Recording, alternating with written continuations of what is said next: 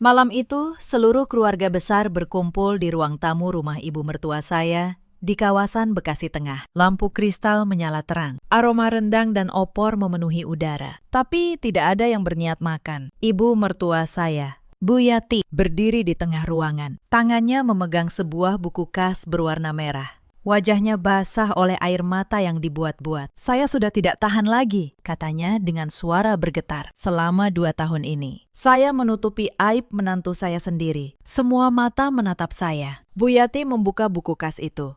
Ia menudingkan jarinya ke arah saya. Aisyah menggelapkan uang koperasi keluarga. 180 juta rupiah. Hilang. Di tangannya, ruangan langsung gaduh. Bibi, paman, sepupu. Semua menatap saya seolah saya seekor tikus. Saya berdiri di sana, menggendong bayi saya yang baru berusia 3 bulan. Lutut saya nyaris tak sanggup menahan tubuh. Suami saya ada di Jepang. Tidak ada satupun orang di ruangan ini yang membela saya. "Bu," suara saya parau.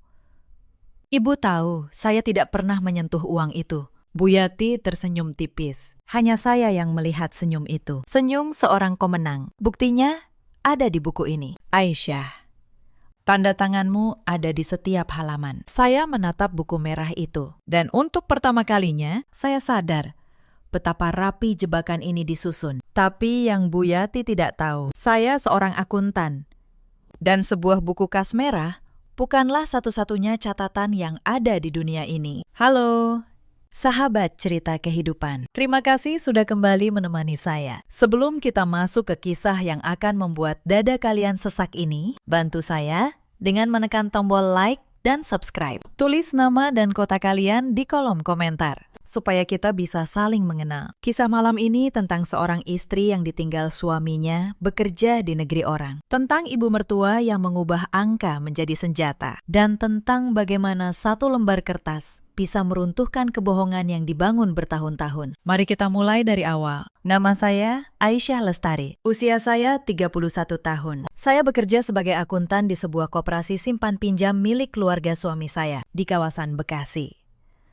Sudah 6 tahun saya menjadi istri Reza, dan baru 3 bulan saya menjadi seorang ibu. Saya bukan perempuan dari keluarga kaya. Ayah saya seorang guru, ibu saya pedagang kue. Mereka mengajari saya satu hal sejak kecil. Angka tidak pernah berbohong. Orang bisa berbohong, tapi angka tidak. Saya memegang prinsip itu sepanjang hidup. Saya teliti, saya rapi. Saya mencatat setiap rupiah yang masuk dan keluar. Justru karena itulah, saya dipercaya mengurus pembukuan koperasi keluarga. Dan justru karena itulah, saya dijebak. Rumah kami ada di BSD City. Rumah mungil 2 lantai yang saya beli dengan tabungan saya sendiri sebelum menikah. Sertifikatnya atas nama saya, Aisyah Lestari. Itu satu-satunya hal yang benar-benar milik saya di dunia ini. Saya menyebutnya rumah, tapi sebenarnya itu hasil kerja keras saya selama 7 tahun menabung. Setiap lembar rupiahnya saya kumpulkan sendiri. Reza,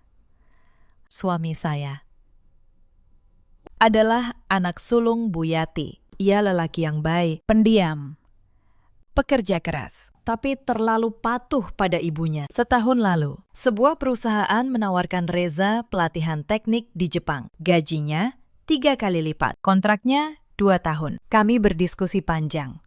Saya sedang hamil saat itu, tapi demi masa depan anak kami, saya melepasnya pergi. "Kamu yakin tidak apa-apa saya tinggal?" tanya Reza malam sebelum keberangkatannya. "Saya kuat, Mas," jawab saya. "Pergilah. Saya punya pekerjaan, punya rumah sendiri. Saya bisa jaga diri." Saya tidak tahu. Kalimat itu akan menjadi kalimat paling naif yang pernah saya ucapkan. Karena begitu Reza naik ke pesawat, dunia saya mulai retak. 2 hari setelah Reza berangkat, Bu Yati datang ke rumah saya di BSD. Ia datang membawa kotak kue, senyum lebar, dan sebuah permintaan. "Aisyah, Ibu mau bicara soal koperasi," katanya sambil duduk di sofa ruang tamu saya. "Sekarang Reza sudah tidak ada di sini. Ibu butuh tangan kanan yang bisa dipercaya." Saya menuangkan teh untuknya. "Maksud ibu bagaimana?" "Ibu mau kamu yang pegang penuh pembukuan koperasi. Kamu kan akuntan. Ibu sudah tua. Sudah pusing dengan angka-angka itu. Saya merasa tersanjung. Saat itu saya pikir mungkin ini cara Bu Yati mendekatkan diri dengan saya. Selama ini hubungan kami memang dingin. Bu Yati tidak pernah benar-benar menerima saya. Ia pernah berkata di depan banyak orang bahwa Reza terlalu baik untuk perempuan miskin seperti saya. Tapi hari itu ia tampak begitu lembut, begitu percaya. Baik, Bu, kata saya. Saya akan urus dengan sebaik-baiknya. Bu Yati tersenyum. Bagus, Ibu akan kirim semua dokumen lama ke kamu. Tanda tangani saja serah terimanya, ya. Biar resmi. Saya mengangguk. Saya tidak curiga sedikit pun. Minggu berikutnya, seorang kurir mengantar setumpuk map ke rumah saya. Di dalamnya ada buku kas, kwitansi, dan lembar serah terima. Saya membaca setiap lembar dengan teliti, seperti kebiasaan saya. Lalu saya tanda tangani lembar serah terima itu, yang saya tidak sadari. Di tumpukan paling bawah, ada beberapa lembar kosong yang juga saya bubuhi paraf. Karena Bu Yati menelpon dan memohon. Cepat ya, Aisyah. Kurirnya buru-buru. Paraf saja semua, nanti Ibu lengkapi sendiri. Saya menuruti. Karena saya percaya, karena ia ibu mertua saya. Lembar-lembar kosong itu kelak akan menjadi pisau yang menusuk saya. Bulan-bulan pertama berjalan lancar. Saya mengurus pembukuan koperasi dari rumah, sambil merawat kehamilan saya yang makin besar. Anggota koperasi setor, saya catat. Ada yang pinjam, saya catat. Semua rapi, semua seimbang. Tapi ada satu hal yang mengganjal. Setiap akhir bulan, Bu Yati selalu meminta saya mentransfer dana operasional ke rekening pribadinya. Jumlahnya tidak kecil, 10 juta, 15 juta, kadang 20. Untuk apa, Bu? Tanya saya suatu kali. Untuk biaya rapat, sewa tempat, konsumsi anggota. Jawabnya cepat. Kamu catat saja sebagai biaya operasional. Jangan banyak tanya, saya mencatatnya. Tapi, diam-diam, saya juga menyimpan salinan setiap bukti transfer di ponsel saya. Bukan karena curiga, hanya kebiasaan seorang akuntan. Saya selalu menyimpan jejak. Kebiasaan kecil itu, kelak, akan menyelamatkan hidup saya. Anak saya lahir di bulan ke-6 kepergian Reza. Seorang bayi laki-laki yang sehat. Saya beri nama Arka. Reza menangis di video call saat melihat anaknya untuk pertama kali. Maafkan, Mas. Tidak bisa di sampingmu. Aisyah, katanya. Sebentar lagi Mas pulang. Tunggu, Mas. Saya tersenyum di layar. Saya tidak ingin ia khawatir di negeri orang. Jadi, saya menyembunyikan betapa lelahnya saya mengurus bayi, mengurus pembukuan, sendirian. 2 minggu setelah Arka lahir, badan saya masih lemah.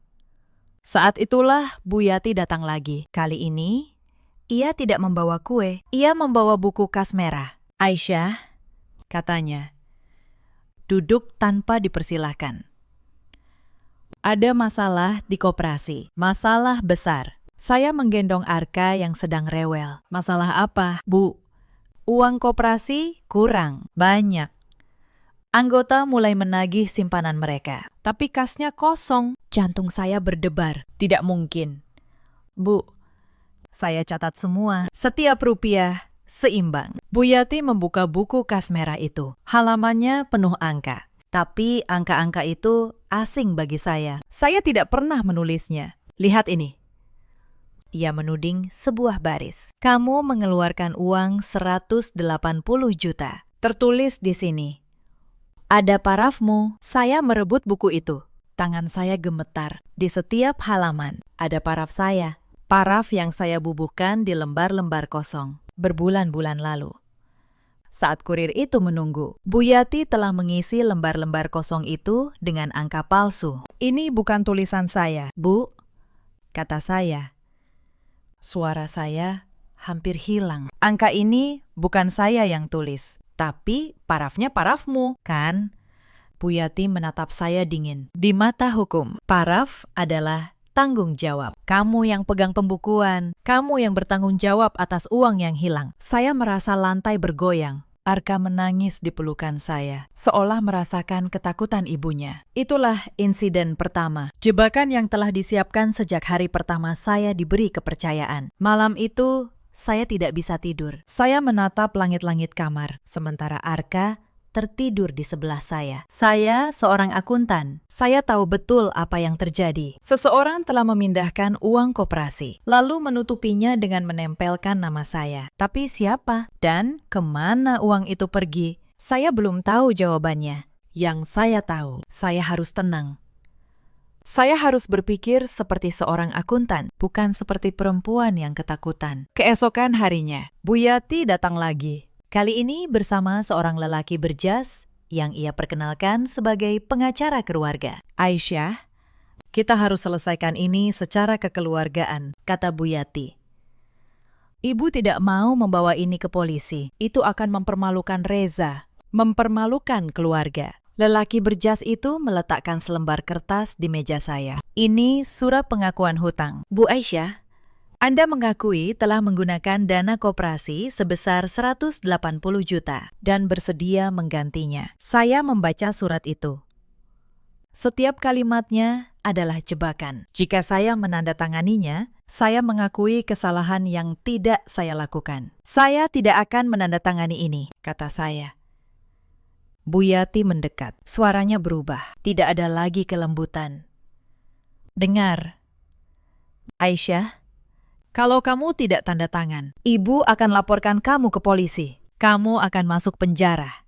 Dan Arka, anakmu, akan dibesarkan tanpa ibu. Kamu mau itu. Itu insiden kedua. Ancaman yang menyentuh titik terlemah saya. Anak saya. Tangan saya gemetar memegang pulpen. Tapi saya menahan diri. Beri saya waktu untuk berpikir. Bu, kata saya akhirnya. 3 hari, jawab Bu Yati. Setelah itu, ibu tidak bisa jamin apa-apa. Mereka pergi, dan saya tahu perang baru saja dimulai. Hari berikutnya, saya mencoba menarik uang dari rekening bersama koperasi untuk membeli susu Arka. Saya terkejut. Rekening itu diblokir. Saya menelepon bank.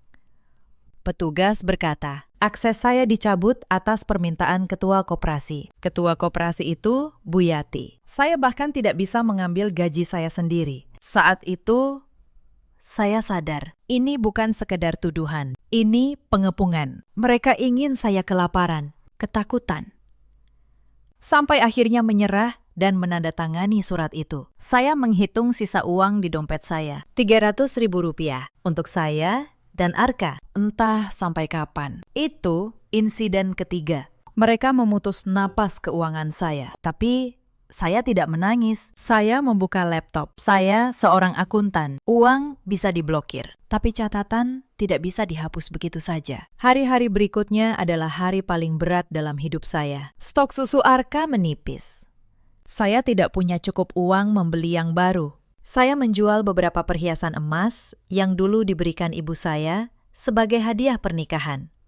Hati saya perih melepasnya. Tapi, anak saya lebih penting daripada emas. Dengan uang hasil penjualan itu, saya bisa bertahan beberapa minggu. Saya hidup hemat. Saya masak seadanya. Ikan goreng, sayur asem, sambal terasi. Makanan sederhana, tapi cukup untuk menjaga saya tetap kuat menyusui. Suatu malam, saat menggendong Arka yang menangis, saya hampir menyerah. Tangan saya bergerak ke arah ponsel. Saya ingin menelpon Bu Yati. Saya ingin bilang, baik, saya menyerah.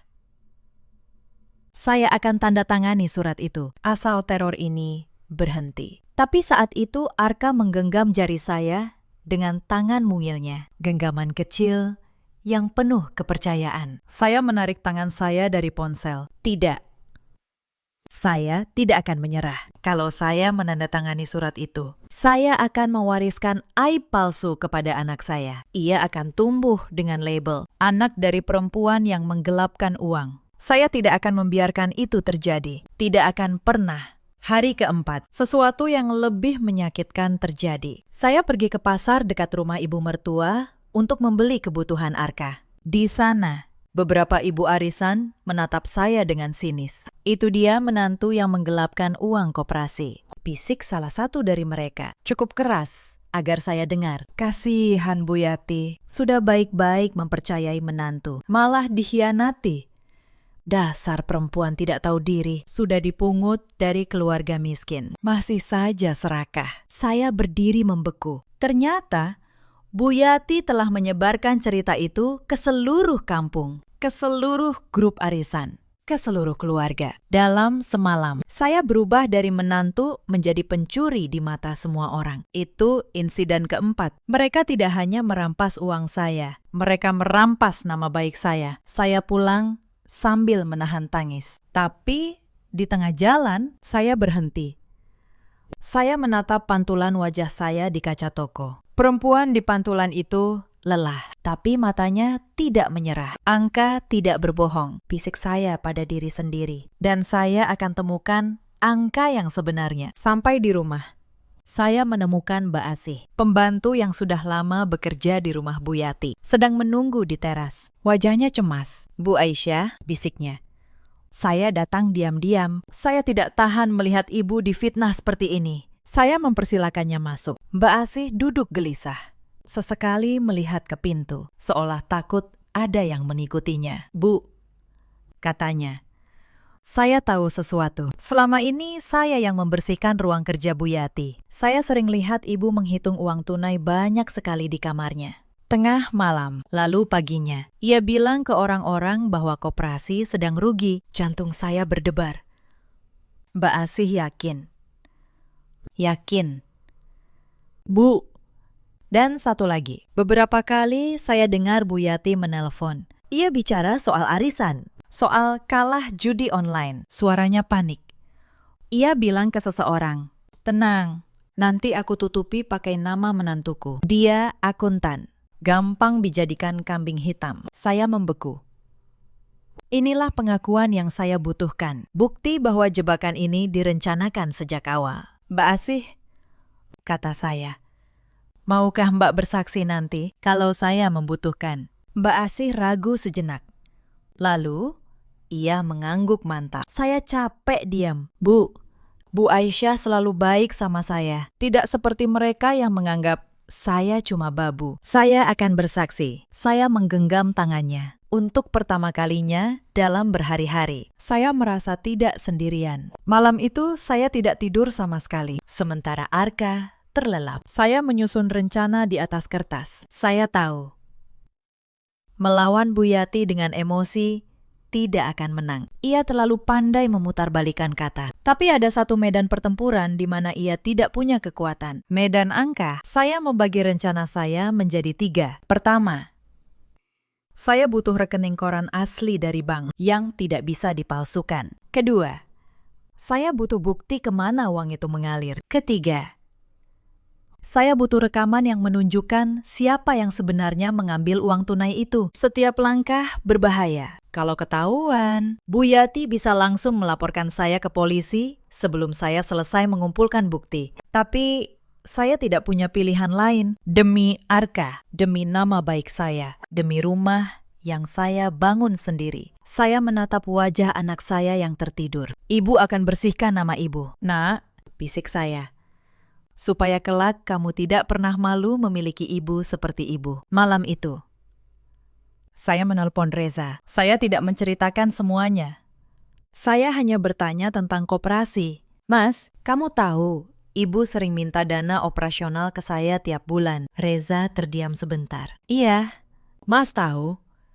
Itu sudah lama, sejak sebelum kamu yang pegang. Ibu memang sering minta uang koperasi. Mas pernah menegurnya, tapi dia marah besar. Jantung saya berdebar. Sejak sebelum saya. Berapa lama? Bertahun-tahun. Aisyah, Mas curiga ibu pakai untuk arisan online dan judi. Tapi Mas tidak punya bukti. Dan Mas tidak berani melawan ibu. Saya menutup telepon dengan tangan dingin. Potongan-potongan teka-teki mulai tersusun. Bu Yati telah lama menggerogoti uang koperasi. Dan ketika lubangnya menjadi terlalu besar untuk ditutup, ia butuh kambing hitam. Ia butuh seseorang untuk menanggung dosanya. Dan orang itu adalah saya, menantu yang ia beri kepercayaan. Keesokan paginya, saya melakukan sesuatu yang berani. Saya pergi ke kantor koperasi pagi-pagi sekali. sebelum siapapun datang. Saya masih punya kunci, mereka lupa mengambilnya. Di ruang arsip, saya membuka lemari tempat menyimpan rekening koran koperasi, buku rekening asli dari bank. Catatan yang tidak bisa dipalsukan oleh Bu Yati, karena dikeluarkan langsung oleh bank. Saya memotret setiap halaman, 2 tahun penuh mutasi rekening. Setiap transaksi masuk dan keluar, tangan saya bergerak cepat, jantung saya berdebar. Kalau ada yang datang, saya tidak tahu harus berkata apa. Itu insiden ke-6. Langkah pertama, saya melawan balik. Setelah memotret semuanya, saya juga membuka laci meja Bu Yati. Di sana, saya menemukan sesuatu yang membuat darah saya berdesir. Sebuah buku tabungan atas nama Wulan, adik ipar saya. Di dalamnya, ada transfer masuk rutin setiap bulan dari rekening koperasi. Jumlahnya persis sama dengan dana operasional yang selalu Bu Yati minta saya transfer. Wulan, adik ipar saya yang manja, yang selalu pamer tas baru dan liburan mewah di media sosial. Ternyata, ia menikmati uang yang dicuri dari koperasi. Bu Yati dan Wulan, ibu dan anak, mereka berkomplot. Itu insiden ke-7. Saya menemukan komplotan di balik jebakan ini. Saya memotret buku tabungan itu juga. Lalu, saya kembalikan ke tempatnya. Persis seperti semula. Saya tidak boleh meninggalkan jejak. Saat saya keluar dari ruangan, saya hampir bertabrakan dengan Wulan. Adik ipar saya itu memandang saya dengan curiga. "Sedang apa kamu di kantor pagi-pagi begini?" Tanyanya tajam. Saya berusaha tenang, mengambil beberapa berkas pribadi sebelum aksesku dicabut sepenuhnya. Wulan menyilangkan tangan, senyum mengejek tersungging di bibirnya. "Kamu tahu, Mbak, lebih baik kamu menyerah saja. Tanda tangani surat itu. Ibu sudah mengatur semuanya. Kamu tidak akan menang." Saya menatapnya. "Wulan, kamu tahu aku tidak bersalah, kan?" Ia tertawa kecil. "Salah atau tidak, itu tidak penting. Yang penting, namamu yang ada di buku kas. Kamu cuma menantu, kamu tidak punya siapa-siapa. Reza di Jepang. Orang tuamu cuma guru kampung. Siapa yang akan membelamu?" Kalimat itu menusuk, tapi juga membuat sesuatu di dalam diri saya mengeras. "Mungkin aku tidak punya siapa-siapa, Wulan," kata saya pelan. "Tapi aku punya kebenaran, dan terkadang kebenaran lebih kuat daripada seluruh keluarga besar yang berkomplot." Senyum Wulan memudar sedikit. Ia tidak menyangka saya menjawab setenang itu. "Lihat saja nanti," desisnya. Lalu berlalu.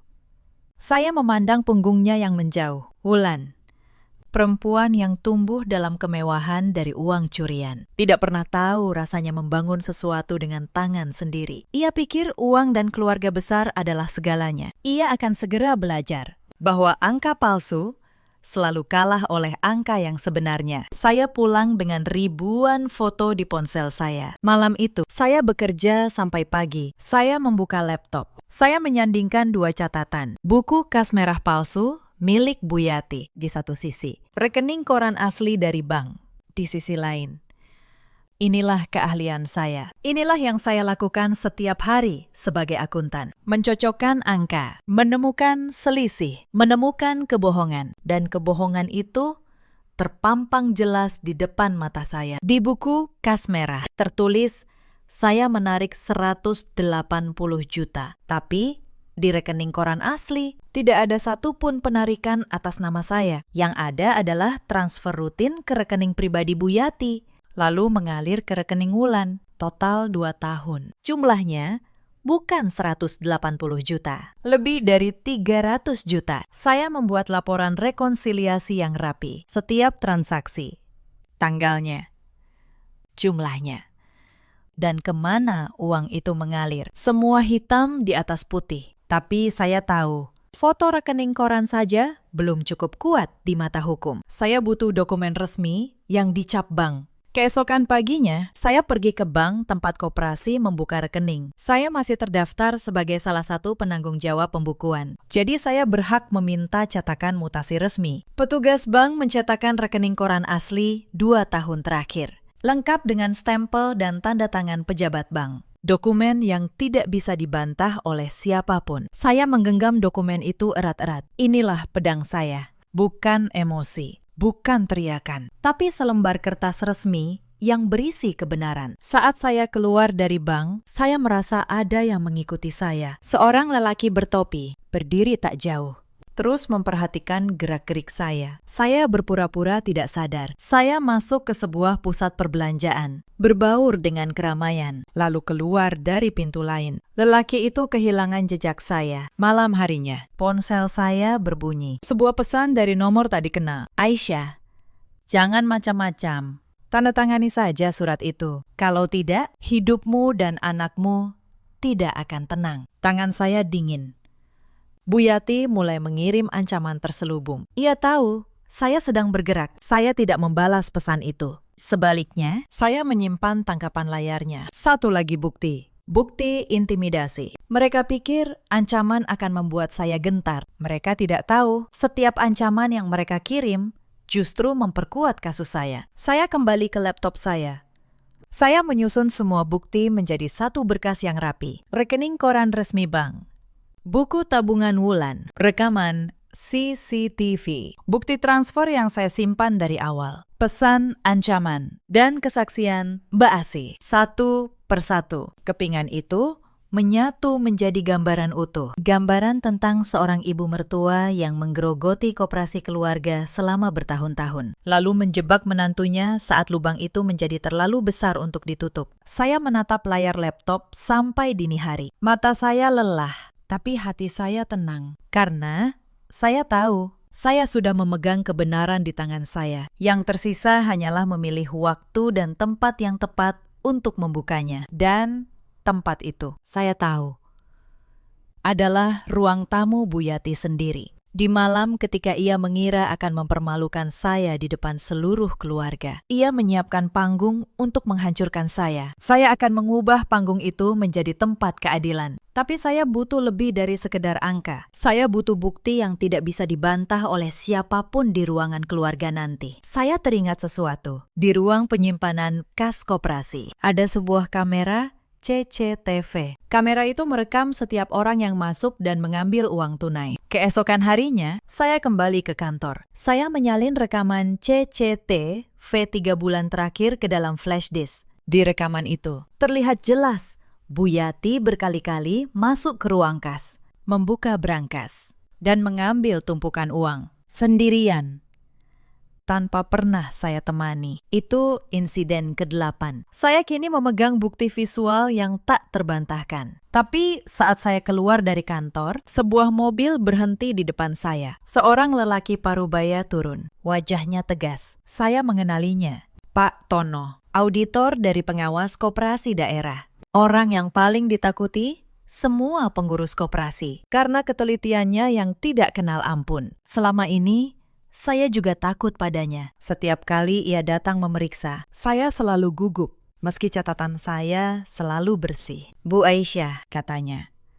Kebetulan sekali, saya ingin bicara dengan Anda. Tenggorokan saya tercekat. Soal apa? Pakistan. Koperasi keluarga Anda dilaporkan oleh beberapa anggota. Mereka tidak bisa menarik simpanan. Saya sedang menyelidiki dugaan penggelapan. Ia menatap saya tajam. Dan nama Anda disebut sebagai tersangka utamanya. Untuk sesaat, dunia saya terasa runtuh. Bahkan auditor pun sudah menganggap saya pelakunya. Tapi kemudian saya sadar, Pak Tono adalah orang yang percaya pada angka, sama seperti saya. Ia tidak akan tertipu oleh buku kas palsu. Jika ada bukti yang lebih kuat, orang yang selama ini paling saya takuti justru bisa menjadi satu-satunya penyelamat saya. Pak Tono, kata saya, menahan getaran suara. Saya akuntan koperasi ini, dan saya bisa buktikan. Saya bukan pelakunya. Saya punya rekening koran asli, laporan rekonsiliasi, dan rekaman CCTV. Maukah Bapak melihatnya? Pak Tono menatap saya lama. Mungkin ia mengukur kejujuran di mata saya. Saya sudah memeriksa ribuan kasus. Bu, katanya akhirnya, pelaku selalu menghindar. Hanya orang yang tidak bersalah yang menawarkan bukti. Mari kita lihat. Kami pergi ke sebuah kafe kecil. Saya membuka laptop. Saya tunjukkan semuanya. Rekening koran asli, rekonsiliasi saya, buku tabungan wulan, dan rekaman CCTV. Wajah Pak Tono berubah seiring ia membaca. Dari curiga menjadi serius. lalu menjadi marah. Astagfirullah, gumamnya. Jadi, ketua koperasinya sendiri yang menjadi pelaku, dan ia menjebak menantunya. Ini salah satu kasus paling licik yang pernah saya temui. Ia menatap saya. Bu Aisyah, dengan bukti ini, Anda bisa membersihkan nama Anda. Tapi saya sarankan, jangan lakukan ini sendiri. Lakukan di depan semua orang, supaya nama baik Anda pulih sepenuhnya, dan supaya pelaku tidak bisa lari. Itu insiden ke-10. Orang yang paling saya takuti kini berdiri di pihak saya. Saya menatap Pak Tono. Untuk pertama kalinya dalam berminggu-minggu, saya merasakan secercah harapan. 3 hari lagi, kata saya, Bu Yati mengadakan kumpul keluarga besar. Ia ingin saya menandatangani surat pengakuan hutang di depan semua orang. Untuk mempermalukan saya menutup laptop. Mata saya menyala. Saya akan datang ke sana, Pakistan. Tapi bukan untuk menandatangani. Tapi sebelum hari itu tiba, ada satu serangan terakhir dari Bu Yati. Sehari sebelum kumpul keluarga, ia datang ke rumah saya di BSD. Kali ini, ia membawa map baru. Aisyah, katanya manis, Ibu punya solusi untuk masalahmu. Kamu kan tidak punya uang untuk mengganti 180 juta itu. Tapi kamu punya rumah ini. Saya menegang. Rumah ini milik saya. Bu, sertifikatnya atas nama saya. Justru itu. Jual saja rumah ini untuk melunasi hutangmu ke koperasi. Ibu sudah siapkan suratnya, tinggal tanda tangan. Dan masalahmu selesai. Kamu dan Arka bisa tinggal di rumah ibu. Saya menatap perempuan itu. Akhirnya, saya paham. Inilah tujuan akhir dari semua jebakan ini. Bukan hanya menutupi pencuriannya, tapi merampas satu-satunya harta saya. Rumah yang saya kumpulkan dengan 7 tahun keringat. Mereka ingin saya kehilangan segalanya. Uang, nama baik, dan rumah. Lalu menjadi tahanan di rumah Bu Yati. Bergantung sepenuhnya pada belas kasihnya. Saya menarik napas dalam. Dan untuk pertama kalinya, saya tersenyum di depannya. Baik, Bu, kata saya, tenang. Besok, di depan keluarga, saya akan selesaikan semuanya. Saya janji. Mata Bu Yati berbinar penuh kemenangan. Ia pikir saya sudah menyerah. Ia tidak tahu. Saya sedang mengundangnya ke panggung kehancurannya sendiri. Hari yang ditentukan tiba. Rumah Bu Yati penuh sesak. Bibi, paman, sepupu, tetangga, ibu-ibu arisan. Bu Yati sengaja mengundang banyak orang. Ia ingin mempermalukan saya di depan sebanyak mungkin mata. Saya datang menggendong Arka. Wulan tersenyum mengejek dari sudut ruangan. Pengacara berjas itu juga hadir dengan surat pengakuan hutang di tangannya. Bu Yati berdiri di tengah, memainkan peran ibu mertua yang teraniaya. Air matanya kembali mengalir, seperti pada malam yang saya ceritakan di awal kisah ini. Saudara-saudara, katanya, malam ini Aisyah akan mengakui perbuatannya. Ia akan menandatangani pengakuan bahwa ia menggelapkan 180 juta uang koperasi kita. Semua mata menatap saya, penuh kebencian, penuh penghakiman. Pengacara menyodorkan surat dan pulpen ke arah saya. Saya menggendong Arka erat-erat. Lalu, saya melangkah maju. Sebelum saya menandatangani apapun, kata saya. Suara saya jernih memenuhi ruangan. Izinkan saya menunjukkan satu hal. Saya mengeluarkan laptop saya dan meletakkannya di meja tengah. Saya menyambungkannya ke televisi besar di ruang tamu. Bu Yati mengernyit. Apa yang kamu lakukan, Aisyah? Ibu bilang saya menggelapkan uang koperasi, kata saya. Mari kita lihat angkanya. Saya seorang akuntan, Bu. Dan angka tidak pernah berbohong. Di layar televisi muncul 2 dokumen berdampingan. Buku kas merah Bu Yati dan rekening koran asli dari bank. Di buku kas ibu tertulis, saya menarik 180 juta, kata saya. Tapi ini rekening koran asli koperasi, langsung dari bank. Silakan cari di mana penarikan atas nama Aisyah Lestari. Ruangan hening. Beberapa kerabat memicingkan mata, mencoba membaca layar. Tidak ada. Lanjut saya. Tidak ada satupun transaksi atas nama saya. Yang ada adalah ini. Saya mengarahkan kursor ke baris-baris transfer. Transfer rutin setiap bulan dari rekening koperasi ke rekening pribadi Bu Yati. Lalu, dari rekening Bu Yati mengalir ke sini.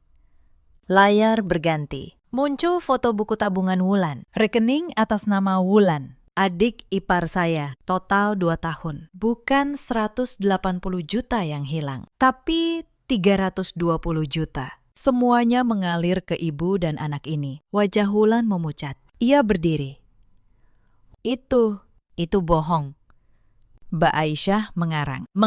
Saya tersenyum. Saya mengganti tampilan layar lagi. Kalau saya mengarang, jelaskan rekaman ini. Layar menampilkan rekaman CCTV. Di sana, jelas terlihat Bu Yati masuk ke ruang kas koperasi, membuka brankas, mengambil tumpukan uang tunai. Berkali-kali, sendirian, ruangan langsung gaduh. Bisik-bisik berubah menjadi seruan kaget. Bu Yati berdiri kaku. Wajahnya yang tadi penuh air mata palsu, kini pucat pasi. Itu rekayasa, teriaknya. Aisyah memfitnah ibu. Kalian percaya padaku atau pada menantu durhaka ini? Saat itulah pintu ruang tamu terbuka. Pak Tono masuk, diikuti 2 petugas. Wajahnya tegas. Seperti biasa, nama saya Tono. Saya auditor dari pengawas koperasi daerah, katanya. Suaranya menggema. Saya sudah memeriksa semua bukti yang dikumpulkan Bu Aisyah. Dan saya menyatakan bukti ini sah dan dapat dipertanggungjawabkan secara hukum. Ia menatap Bu Yati. Pelaku penggelapan dana koperasi ini bukan Bu Aisyah. Pelakunya adalah ketua koperasi sendiri, Ibu Yati. Dibantu putrinya, Wulan. Ruangan meledak. Para kerabat yang tadi menghina saya kini menatap Bu Yati dengan ngeri. Seorang paman yang tadi paling lantang menghakimi saya, kini berdiri. Yati, katanya dengan suara bergetar. Jadi selama ini kamu yang mencuri. Kamu fitnah menantu sendiri demi menutupi judimu. Bu Yati tidak menjawab. Bibirnya bergetar. Kami semua sudah ikut menghina Aisyah. Lanjut paman itu. Kami sebarkan aib yang tidak pernah ada. Astagfirullah. Di sudut ruangan, ibu-ibu arisan yang dulu membisikkan fitnah di pasar, kini menunduk dalam. Salah satu dari mereka menangis. Maafkan kami, Bu Aisyah. Kami termakan omongan. Lalu, Mbak Asi melangkah maju dari belakang kerumunan. Suaranya gemetar, tapi tegas. Saya juga mau bicara, katanya. Saya pembantu di rumah Bu Yati. Saya yang setiap hari membersihkan kamarnya. Saya saksi. Saya sering melihat Bu Yati menghitung uang tunai banyak sekali tengah malam. Saya dengar sendiri ia bilang di telepon, ia akan menjadikan Bu Aisyah kambing hitam. Karena Bu Aisyah seorang akuntan. Ruangan kembali gaduh. Kesaksian seorang pembantu, orang yang selama ini dianggap tidak berarti, kini menjadi paku terakhir di peti kebohongan Bu Yati. Bu Yati menatap Mbak Asih dengan murka. Kamu, pembantu tidak tahu diri. Beraninya kamu. Cukup. Bu. Potong Pak Tono tegas. Setiap kata yang Anda ucapkan hanya menambah berat tuduhan terhadap Anda. Lebih baik Anda diam. Bu Yati terdiam. Untuk pertama kalinya dalam hidupnya, ia tidak punya kuasa atas siapapun di ruangan itu. Bu Yati mundur selangkah. Tangannya gemetar. Tidak. Kalian tidak mengerti, Ibu. Ibu hanya pinjam sebentar. Ibu terlilit arisan online. Ibu mau kembalikan. Pinjam. Pak Tono memotong. Dengan memalsukan buku kas dan menjebak menantu Anda sendiri, masuk penjara. Itu bukan pinjam, Bu. Itu kejahatan berlapis, penggelapan, pemalsuan dokumen, dan fitnah. Saya menatap Bu Yati, perempuan yang selama berminggu-minggu meneror saya, kini berdiri tak berdaya. Bu, kata saya pelan. Saya menghormati ibu sebagai ibu dari suami saya. Tapi ibu mencoba merampas nama baik saya, uang saya. Bahkan rumah saya. Ibu mengancam akan memisahkan saya dari anak saya demi menutupi judi ibu sendiri. Air mata mengalir di pipi saya. Bukan air mata lemah. Air mata seorang perempuan yang akhirnya menang. Yang ibu lupa, saya seorang akuntan, Pekerjaan saya adalah menemukan angka yang disembunyikan orang. Di tengah kekacauan itu, ponsel saya berdering. Sebuah video call dari Reza. Saya mengangkatnya. Wajah suami saya muncul di layar. Matanya merah. Aisyah, katanya. Mas sudah tahu semuanya. Pak Tono menghubungi Mas kemarin. Mas, sudah lihat semua buktinya. Mas, minta maaf. Mas, tidak ada saat kamu menderita sendirian. Reza mengalihkan tatapannya ke arah ibunya lewat layar. Bu, suaranya bergetar menahan amarah. Bagaimana ibu bisa melakukan ini pada istri Reza? Pada ibu dari cucu ibu sendiri. Bu Yati tidak bisa menjawab. Untuk pertama kalinya, ia kehabisan kata-kata. Mas pulang besok. Aisyah, kata Reza. Mas akan urus semuanya. Dan apapun keputusan hukum untuk ibu, Mas akan menghormatinya. Karena yang ibu lakukan pada kamu tidak bisa dibenarkan. Petugas mendekati Bu Yati dan Wulan. Mereka berdua akan dibawa untuk dimintai keterangan. Sebelum dibawa pergi, Bu Yati menatap saya. Tatapannya penuh kebencian, tapi juga penuh penyesalan yang terlambat. Aisyah, desisnya. Kamu menghancurkan keluarga ini. Saya menatapnya tenang. Tidak. Bu, saya hanya menunjukkan angka yang sebenarnya. Yang menghancurkan keluarga ini adalah kebohongan ibu sendiri. Mereka dibawa keluar. Ruangan yang tadi penuh penghakiman terhadap saya, kini hening. Para kerabat yang dulu menghina, satu persatu menunduk. Tak berani menatap mata saya. Malam itu, setelah semua orang pergi, saya duduk sendirian di teras rumah Bu Yati. Arka tertidur di gendongan saya. Pak Tono menghampiri saya. Ia membawa 2 gelas teh hangat. Bu Aisyah, katanya. Duduk di sebelah saya. Saya minta maaf. Di awal, saya sempat mencurigai Anda. Tidak apa-apa, Pakistan, kata saya. Bapak hanya melakukan tugas Bapak. Justru karena Bapak teliti, kebenaran bisa terungkap. Pak Tono tersenyum. Anda tahu, dalam 20 tahun karir saya jarang bertemu akuntan seteliti Anda. Kebanyakan orang panik saat dituduh. Mereka lari. Mereka membela diri dengan emosi. Tapi Anda mengumpulkan bukti dengan tenang. Itu yang menyelamatkan Anda. Saya menatap cangkir teh di tangan saya. Ayah saya guru, Pakistan. Beliau selalu bilang, orang bisa berteriak sekeras apapun, tapi angka akan tetap diam di tempatnya. Tinggal kita yang harus jujur membacanya. Beberapa hari kemudian, proses hukum berjalan. Pemeriksaan menemukan bahwa Bu Yati telah menggelapkan dana koperasi selama hampir 3 tahun. Total kerugian mencapai 320 juta rupiah. Sebagian besar habis untuk arisan online bodong dan judi daring yang ia mainkan diam-diam. Wulan terbukti menerima aliran dana itu dan ikut menyusun buku kas palsu. Ia juga turut diproses. Pengacara berjas yang dulu mengancam saya, ternyata bukan pengacara sungguhan. Ia hanya teman arisan Bu Yati yang menyamar untuk menakuti saya. Ia pun ikut diperiksa atas dugaan menipu. Surat pengakuan hutang yang dipaksakan kepada saya dinyatakan tidak sah karena dibuat di bawah ancaman dan berdasarkan dokumen palsu. Nama saya bersih sepenuhnya. Pak Tono bahkan mengeluarkan surat resmi yang menyatakan saya tidak bersalah dan justru menjadi pihak yang menyelamatkan koperasi dari kebangkrutan. Anggota koperasi yang dulu menatap saya sinis, kini datang satu persatu untuk meminta maaf. Maafkan kami. Bu Aisyah, kata salah seorang ibu arisan yang dulu paling keras menghina saya di pasar. Kami termakan omongan Bu Yati. Kami tidak tahu yang sebenarnya. Saya hanya tersenyum. Saya tidak menyimpan dendam. Tapi saya juga tidak akan pernah lupa betapa cepat orang menghakimi tanpa mengetahui kebenaran. Reza pulang dari Jepang seminggu kemudian. Ia memutuskan tidak melanjutkan sisa kontraknya. Ia bilang, tidak ada gaji yang lebih berharga daripada keluarganya. Saat ia turun dari taksi di depan rumah BSD kami, saya berdiri di pintu dengan Arka di gendongan. Reza berlari memeluk kami berdua. Tubuhnya gemetar. Maafkan, Mas. Aisyah, bisiknya berulang-ulang. Mas meninggalkanmu sendirian menghadapi semua ini. Mas suami yang gagal. Kamu tidak gagal. Mas, kata saya, kamu hanya tidak tahu. Yang penting, kamu memilih kebenaran. Bahkan ketika itu berarti melawan ibumu sendiri. Reza mengangkat wajahnya. Matanya basah.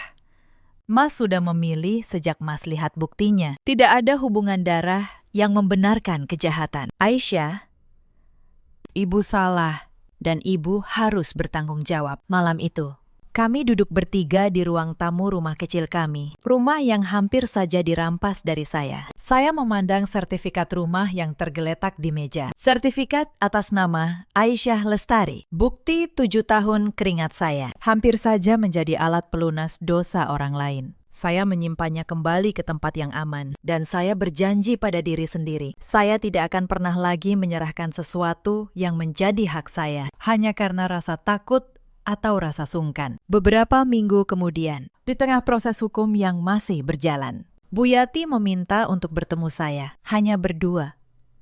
Saya datang, bukan karena saya harus, tapi karena saya ingin menutup luka ini dengan bermartabat. Ia tampak jauh lebih tua, wajahnya kuyu, tanpa lagi tata rias mahal dan tas bermerek. Aisyah, katanya lirih, ibu tidak meminta maaf untuk dibebaskan. Ibu tahu, ibu harus menanggung akibat perbuatan ibu. Ibu hanya ingin kamu tahu. Ibu menyesal. Saya menatapnya. Dulu, perempuan ini membuat saya menangis berhari-hari. Kini, ia hanya seorang ibu tua yang hancur oleh keserakahannya sendiri. Bu, kata saya sudah memaafkan ibu. Bukan karena ibu pantas dimaafkan, tapi karena saya tidak mau hati saya dipenuhi dendam saat membesarkan Arka. Tapi maaf, saya tidak menghapus tanggung jawab ibu di mata hukum. Bu Yati menunduk. Air matanya jatuh. Kali ini, untuk pertama kalinya, saya tahu air mata itu sungguh-sungguh. Ibu mengerti, bisiknya. Terima kasih, Aisyah. Kamu menantu yang jauh lebih baik daripada yang pernah ibu akui. Saya berdiri, menggendong Arka, dan pergi.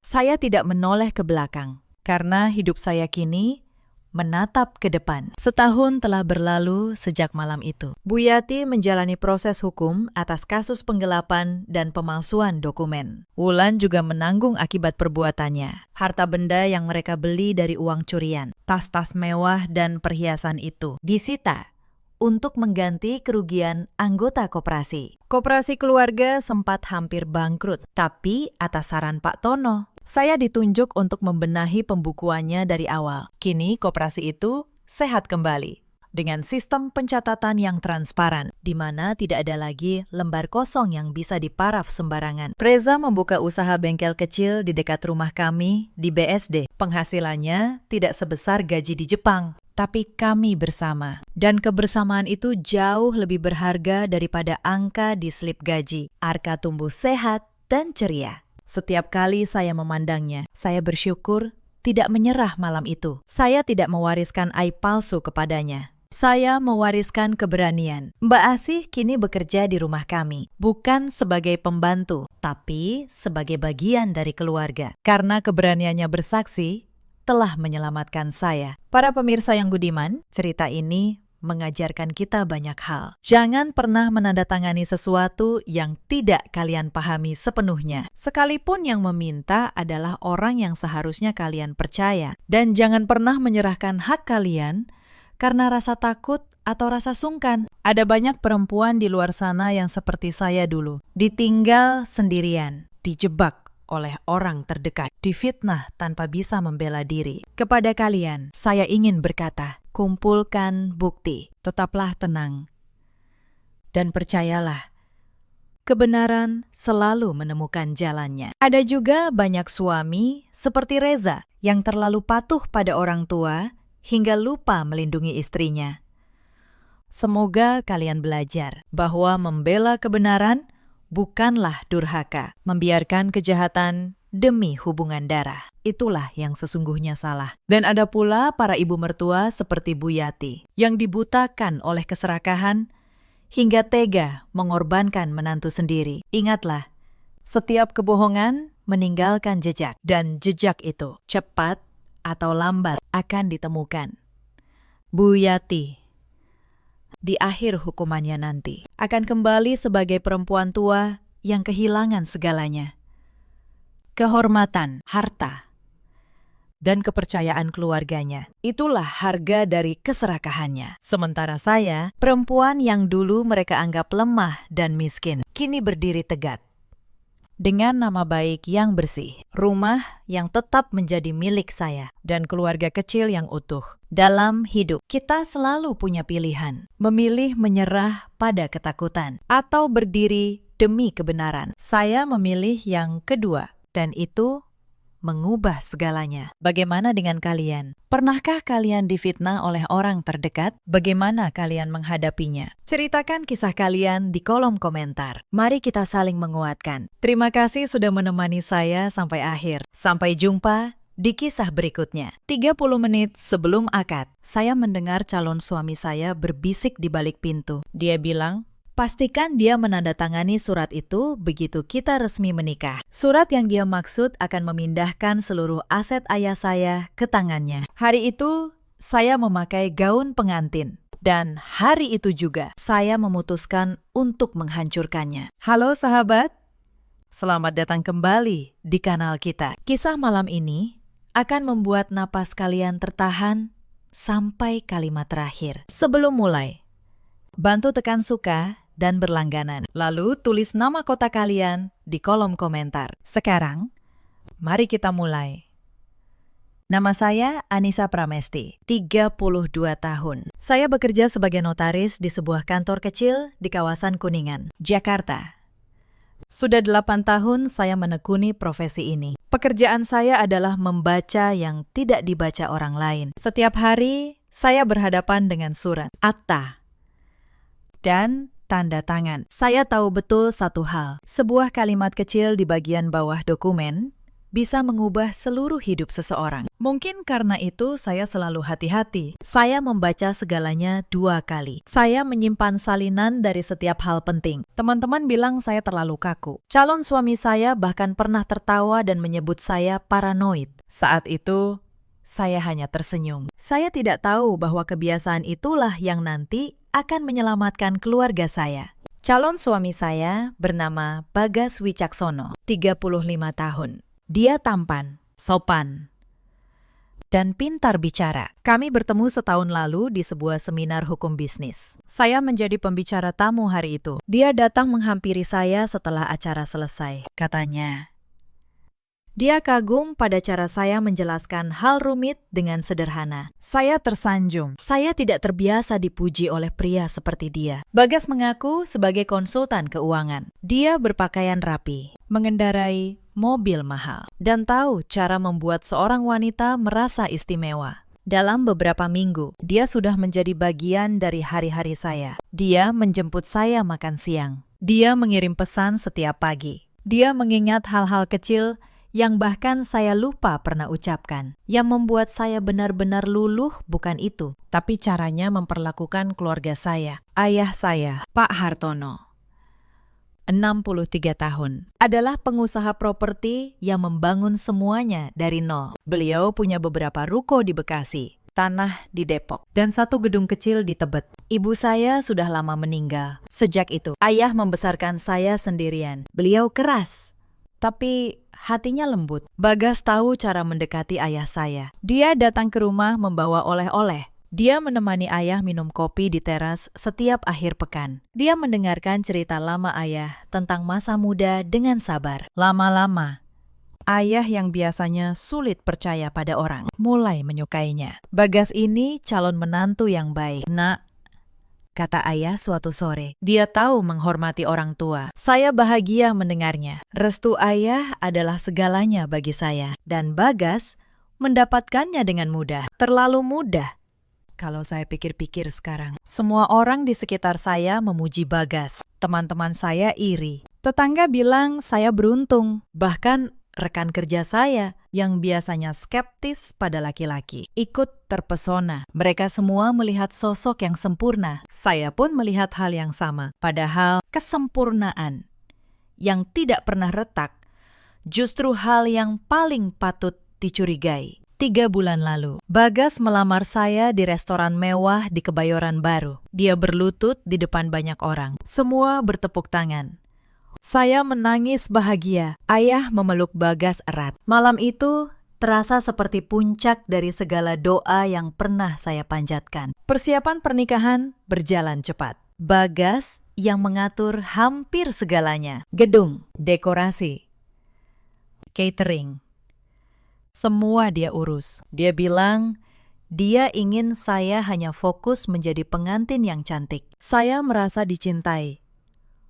Saya tidak menyadari bahwa orang yang mengendalikan setiap detail adalah orang yang sedang menyusun sesuatu di balik layar. Hanya satu hal yang sempat mengganjal hati saya. Sekitar 2 minggu sebelum hari pernikahan, Bagas datang ke rumah membawa setumpuk dokumen. Katanya itu surat kerjasama bisnis antara dia dan ayah saya. Sebuah peluang investasi properti yang menguntungkan. Dia ingin ayah menandatanganinya sebelum pernikahan, agar urusan keluarga lebih mudah nanti. Saya sempat ingin membaca dokumen itu. Itu refleks saya sebagai notaris. Tapi Bagas tertawa dan menarik map itu pelan. Sudahlah, Anissa, ini urusan bisnis laki-laki, katanya.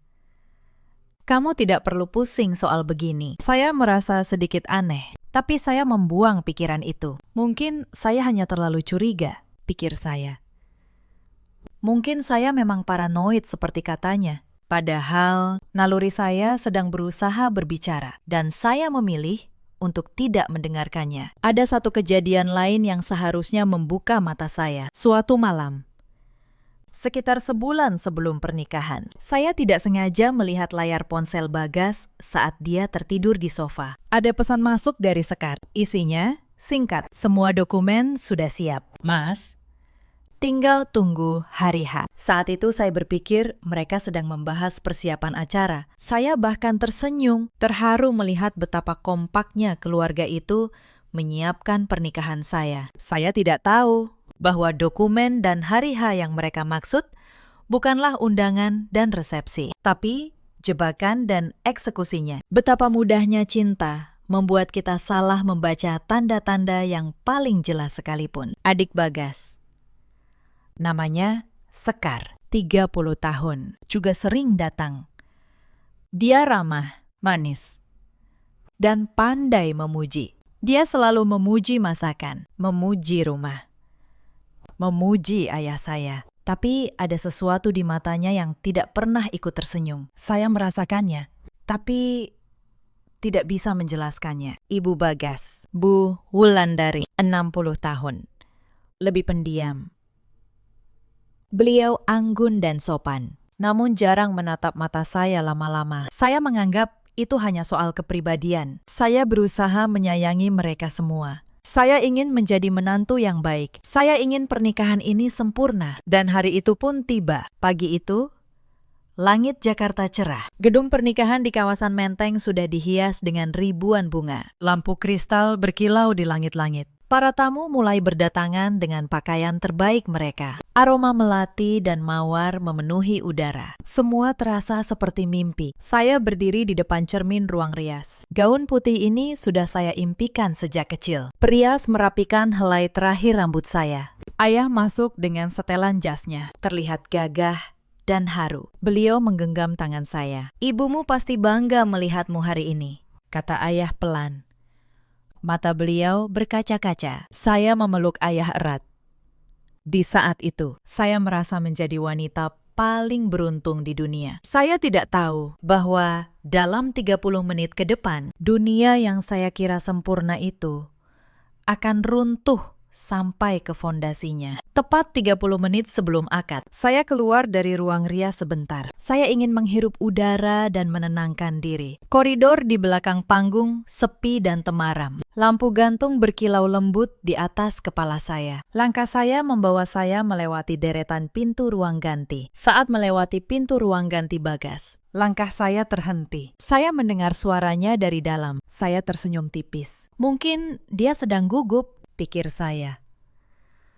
Saya hampir mengetuk pintu untuk menggodanya, tapi sesuatu menahan tangan saya. Sebuah kalimat yang seharusnya tidak pernah saya dengar. Tenang, Ma, kata Bagas dari balik pintu. Setelah akad nanti, semuanya akan beres. Suara Bu Wulandari menjawab, terdengar tegang.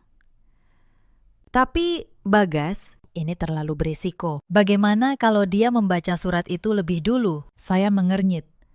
Surat apa? Saya berhenti melangkah. Tubuh saya membeku di tempat. Naluri yang sama yang 2 minggu lalu saya abaikan, kini berteriak di dalam dada saya. Saya menempelkan diri ke dinding di samping pintu. Saya menahan napas.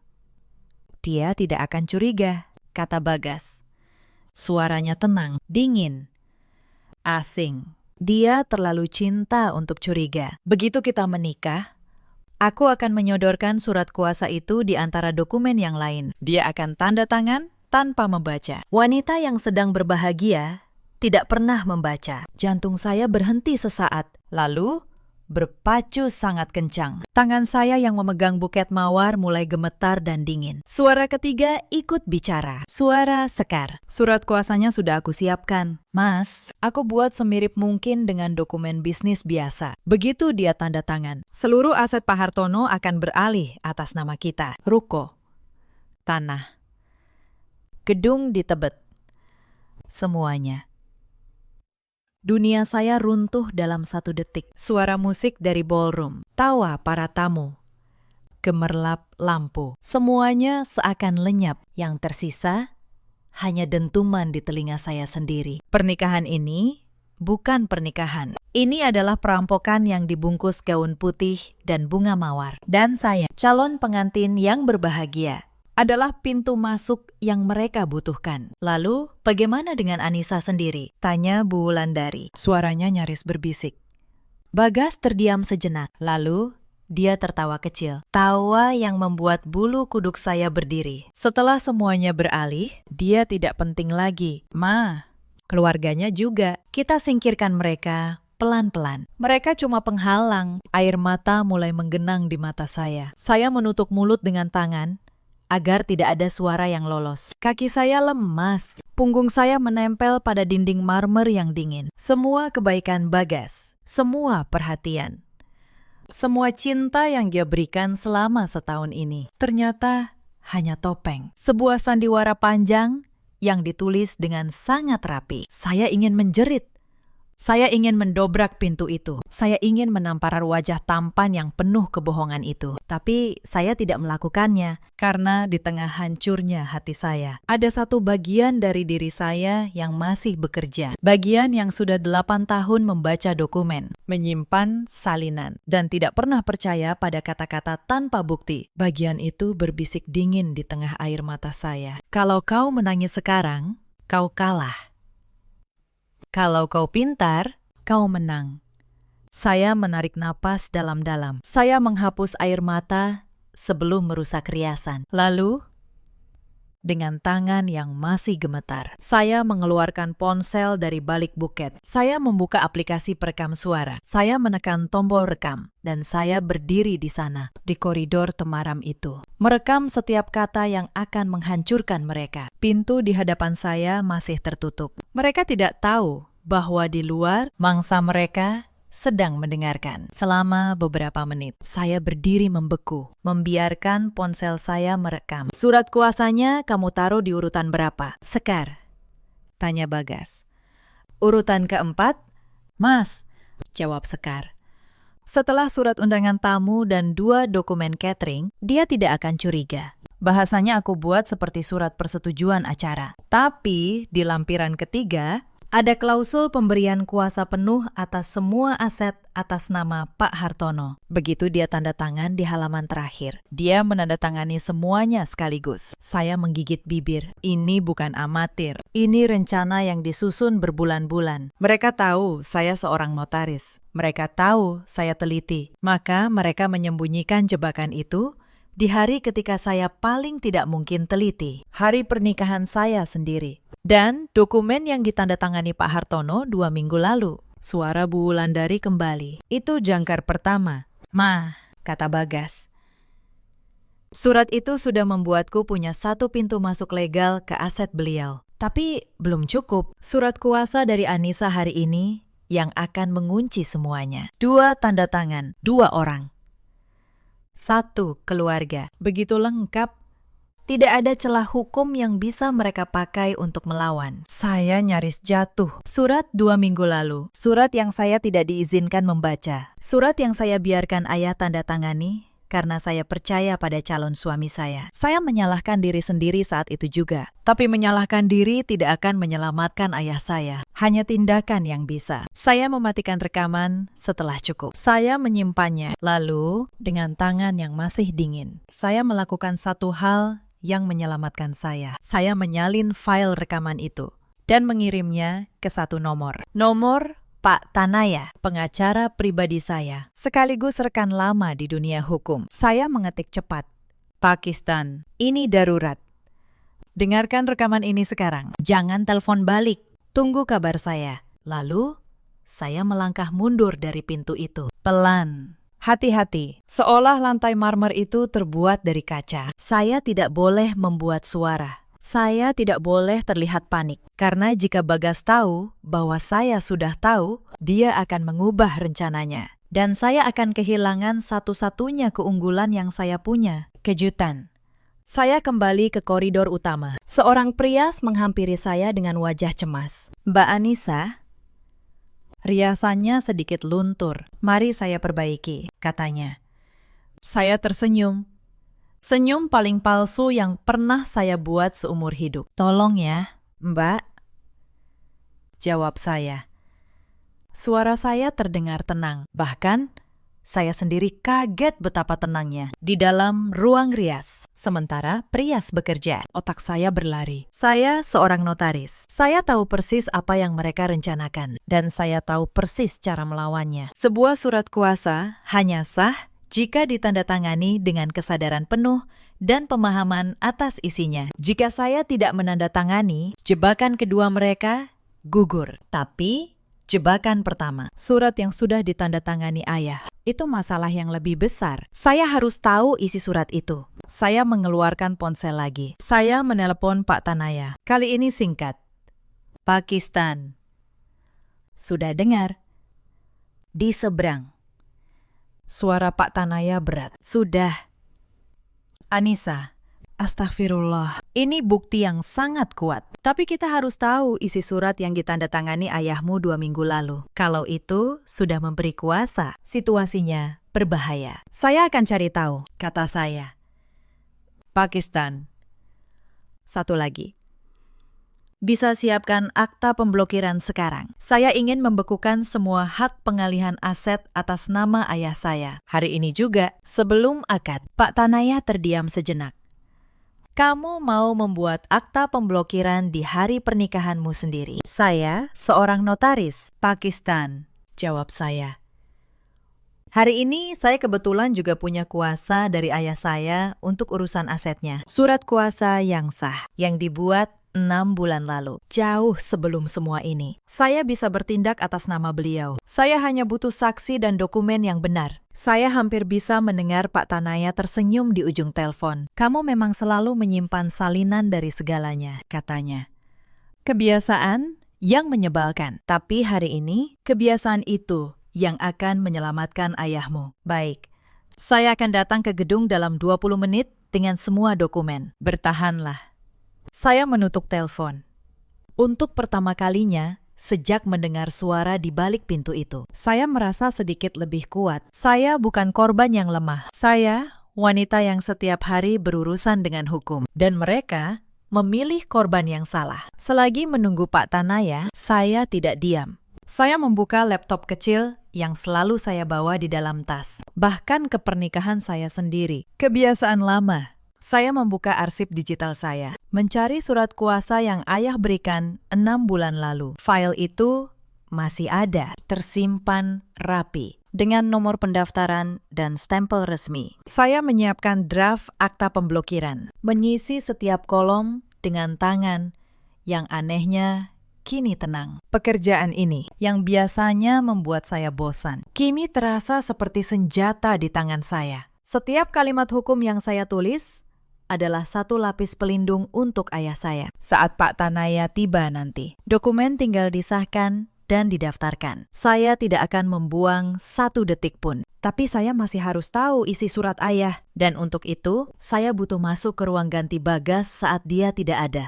Kesempatan itu datang lebih cepat dari dugaan saya. 10 menit kemudian, dari celah pintu ruang rias, saya melihat Bagas keluar dari ruang gantinya. Dia berjalan ke arah ballroom, ditemani ibunya. Mungkin untuk menyapa tamu. Sekar tidak terlihat. Koridor itu kosong. Saya tidak punya waktu untuk ragu. Saya mengangkat ujung gaun saya dan berjalan cepat ke pintu ruang ganti Bagas. Saya membuka gagang pintunya. Tidak terkunci. Tentu saja, siapa yang akan masuk ke ruang ganti pengantin pria di hari pernikahan? Di dalam, di atas meja rias. Saya melihat sebuah map kulit coklat. Map yang sama yang dibawa Bagas ke rumah 2 minggu lalu. Tangan saya gemetar saat membukanya. Di dalamnya, tumpukan dokumen rapi. Saya membaca cepat, dengan mata seorang notaris yang terlatih membaca dalam hitungan detik. Dan di sana, di halaman ketiga, jantung saya hampir berhenti lagi. Surat yang ditandatangani ayah 2 minggu lalu bukan surat investasi. Itu adalah perjanjian pengikatan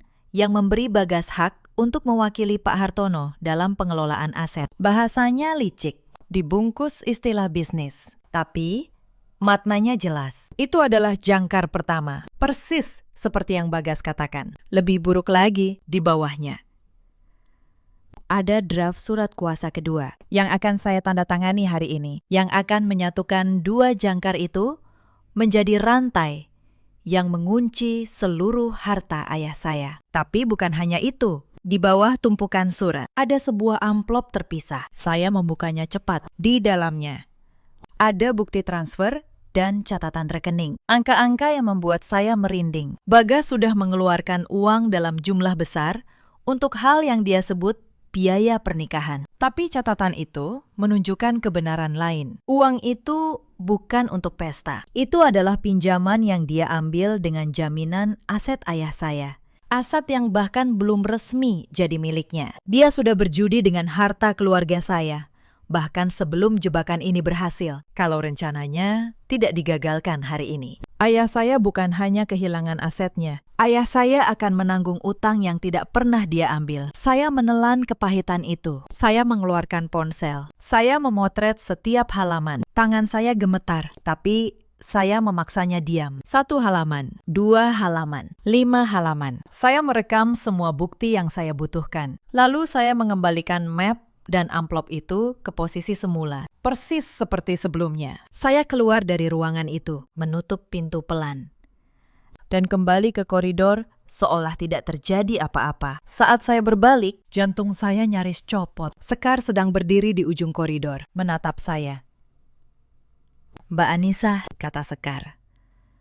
Senyumnya manis seperti biasa, tapi matanya tajam. "Sedang apa di sini? Bukankah akad sebentar lagi?" Saya membalas senyumnya. "Tenang. Saya sudah belajar mengendalikan wajah saya dalam 8 tahun menghadapi klien yang berbohong di depan saya. Aku cuma cari udara." "Sekar," kata saya. "Gugup sekali rasanya. Tadi aku kira ruang ini ruang rias. Ternyata salah pintu." Saya tertawa kecil. "Kamu lihat sendiri kan? Aku ini gampang panik." Mata Sekar menyipit sejenak. Lalu, dia tertawa juga. "Mbak Anissa ini lucu. Ayo, kita ke depan." Mas Bagas sudah menunggu di altar. Saya mengangguk. Tapi di dalam hati, saya tahu satu hal. Sekar tidak sepenuhnya percaya. Saya harus bergerak lebih cepat. Waktu saya hampir habis. Saat berjalan menuju ballroom, saya menelpon ayah saya diam-diam, sambil pura-pura merapikan gaun. Telepon diangkat di dering kedua. "Anissa, kamu di mana?" "Nak, acara sebentar lagi." Suara ayah ceria. "Ayah," bisik saya.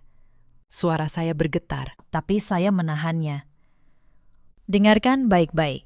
Jangan bereaksi. Jangan menunjukkan apa-apa di wajah ayah. Surat yang Bagas suruh ayah tanda tangani 2 minggu lalu. Ayah masih ingat." Hening sebentar. "Ingat.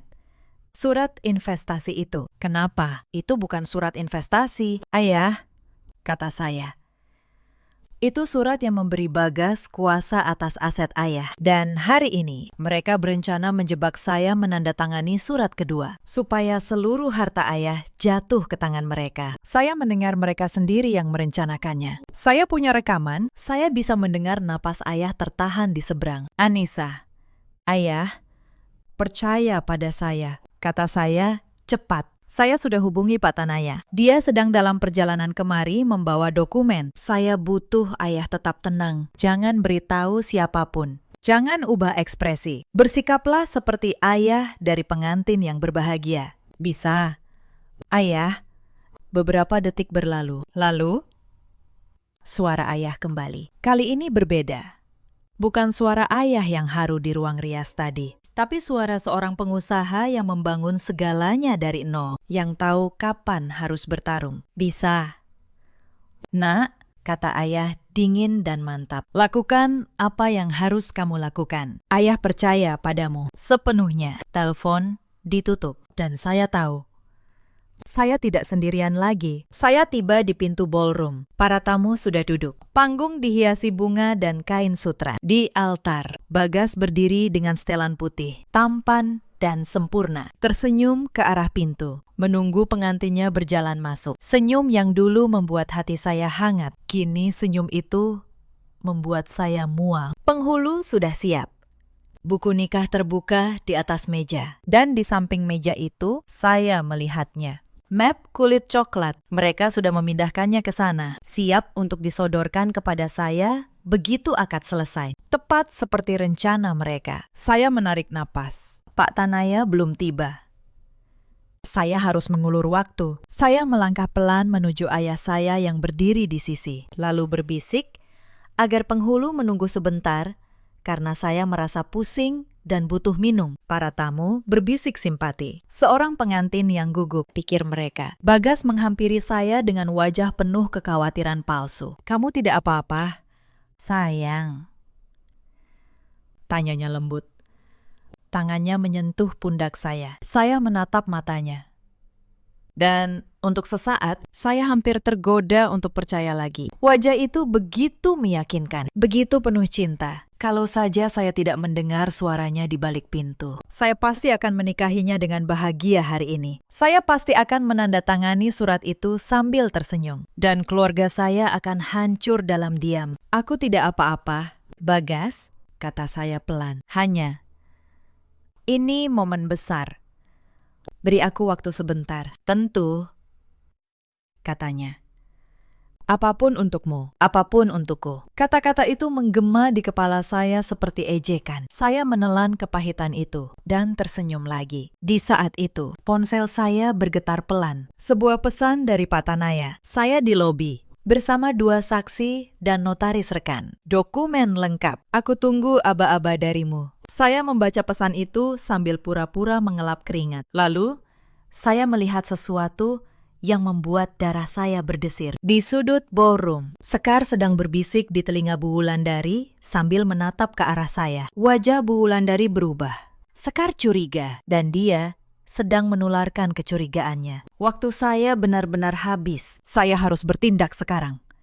Bukan kabur, bukan menangis, bukan diam, tapi melawan. Di tempat ini juga, di depan semua orang. Saya berjalan ke tengah panggung. Saya mengambil mikrofon dari tangan pembawa acara yang kebingungan. Para tamu terdiam. Bagas menatap saya dengan senyum yang mulai goyah. Dan saya dengan gaun pengantin putih dan buket mawar di tangan, menatap ratusan pasang mata yang menunggu. Bapak dan Ibu sekalian, kata saya. Suara saya bergema lewat pengeras suara. Terima kasih sudah hadir di hari yang sangat penting ini. Sebelum akad dimulai, izinkan saya menyampaikan sesuatu. Sesuatu yang baru saja saya ketahui pagi ini. Sesuatu yang harus didengar oleh semua orang di ruangan ini. Wajah Bagas memucat seketika. Bagas bergerak cepat.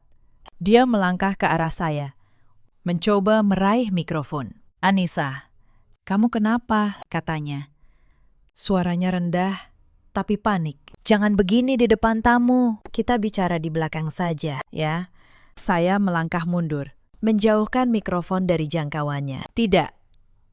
Bagas, kata saya tenang. Justru semua orang harus dengar, karena ini menyangkut kepercayaan. Dan kepercayaan harus dibuktikan di depan banyak orang, bukan dibisikkan di balik pintu. Saya melihat tubuh Bagas menegang saat saya mengucapkan kata di balik pintu. Dia tahu. Sekarang dia tahu bahwa saya tahu. Wajahnya berubah dari panik menjadi waspada. Mata kami bertemu. Untuk pertama kalinya, topeng itu jatuh. Dan saya melihat siapa dia sebenarnya. Bukan calon suami yang mencintai saya, tapi seorang pemangsa yang baru menyadari mangsanya berbalik menggigit. Bu Wulandari berdiri dari kursinya. "Anissa, sayang, kamu pasti kelelahan," katanya dengan nada manis yang dibuat-buat. "Ayo, Ibu temani istirahat. Acara bisa ditunda sebentar." Beliau berjalan mendekat, mencoba menarik lengan saya, mencoba menyingkirkan saya dari panggung. Saya menatap perempuan itu. Perempuan yang sebentar lagi saya panggil ibu. Perempuan yang tadi pagi memeluk saya dan bilang betapa cantiknya saya. "Tidak usah repot, Bu," kata saya. "Saya sangat sehat." Pikiran saya sangat jernih. Justru baru hari ini saya merasa benar-benar bangun. Saya mengangkat ponsel saya tinggi-tinggi agar terlihat semua orang. "Sekitar 30 menit yang lalu," kata saya. Saya berdiri di koridor belakang, tepat di depan ruang ganti calon suami saya. Dan saya mendengar sebuah percakapan. Percakapan yang tidak seharusnya saya dengar. Saya merekamnya. Dan sekarang saya akan memutarnya untuk kalian semua. "Anissa, jangan!" Bagas hampir berteriak. Keringat membasahi dahinya. Senyumnya hilang sepenuhnya. Tapi saya sudah menekan tombol putar dan saya mendekatkan ponsel ke mikrofon. Suara Bagas sendiri menggema ke seluruh ruangan. Dingin, jelas, tak terbantahkan. "Begitu kita menikah, aku akan menyodorkan surat kuasa itu di antara dokumen yang lain. Dia akan tanda tangan tanpa membaca." Para tamu terdiam total. Lalu suara Sekar menyusul dari rekaman. Begitu dia tanda tangan, seluruh aset Pak Hartono akan beralih atas nama kita. Ruko, tanah, gedung di Tebet, semuanya. Bisik-bisik mulai menyebar di antara para tamu seperti api di rumput kering. Wajah-wajah yang tadi tersenyum, kini berubah ngeri. Saya melihat beberapa kerabat Bagas menundukkan kepala. Saya melihat teman-teman saya menutup mulut dengan tangan. Lalu suara terakhir dari rekaman itu menggema. Suara Bagas. "Setelah semuanya beralih, dia tidak penting lagi. Keluarganya juga, kita singkirkan mereka pelan-pelan." Saya menghentikan rekaman. Ruangan itu sunyi seperti kuburan. Wajah Bagas sudah putih seperti kertas. Bu Wulandari terhuyung ke kursinya. Sekar berdiri kaku di sudut. Untuk pertama kalinya, senyumnya benar-benar hilang. Ratusan tamu menatap mereka bertiga dengan tatapan yang berubah dari kekaguman menjadi kejijikan. Itu rekaman palsu, teriak Bagas akhirnya. Suaranya pecah. Dia mengarahnya. Dia cemburu. Dia tidak waras. Bapak Ibu sekalian, jangan percaya padanya. Saya tersenyum. Senyum yang tenang. "Aku menduga kamu akan bilang begitu," kata saya. Karena itu, aku tidak hanya membawa rekaman. Saya menoleh ke arah pintu ballroom. "Pak Tanaya," panggil saya. "Silakan masuk." Pintu besar ballroom terbuka. Pak Tanaya melangkah masuk dengan setelan abu-abunya yang rapi, ditemani 2 orang saksi dan seorang notaris rekan saya. Di tangannya setumpuk map dokumen. Langkahnya mantap. Wajahnya tenang, seperti seorang hakim. Para tamu menyibak memberi jalan. "Selamat siang, Bapak dan Ibu," kata Pak Tanaya. Suaranya berwibawa. "Saya Tanaya, pengacara dan rekan notaris dari Nona Anissa Pramesti. Saya datang untuk memperjelas satu hal, bahwa apa yang baru saja kalian dengar bukan rekaman palsu. Itu adalah bukti sah atas sebuah rencana penipuan dan pengalihan aset secara melawan hukum." Bagas menatapnya dengan mata liar. "Kamu tidak punya hak. Saya punya semua hak yang saya butuhkan." Potong Pak Tanaya.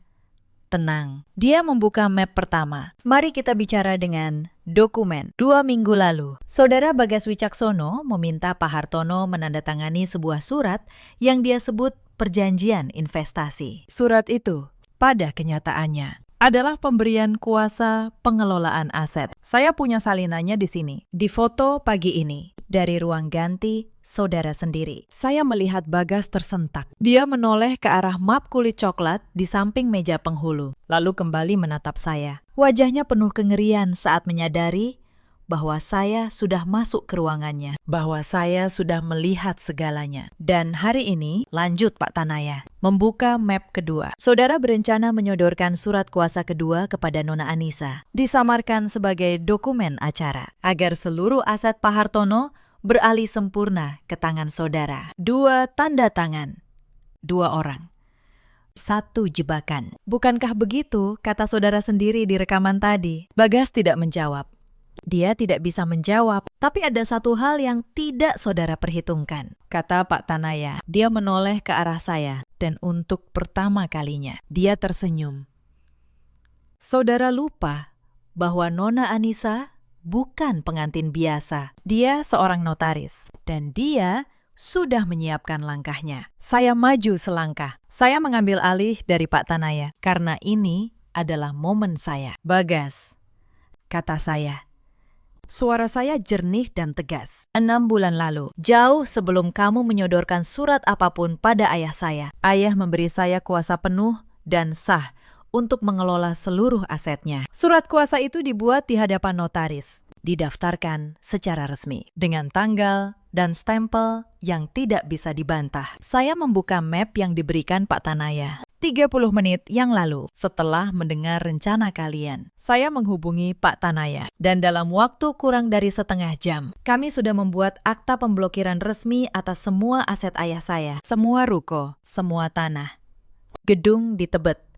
Semuanya kini dibekukan secara hukum. Tidak ada satupun dokumen yang bisa mengalihkannya. Tidak surat kuasa kamu, tidak tanda tangan apapun. Bahkan jika saya menandatangani surat kalian hari ini, surat itu tidak akan punya kekuatan apa-apa, karena asetnya sudah terkunci sejak 1 jam yang lalu. Dan ada satu hal lagi yang harus didengar semua orang, kata saya.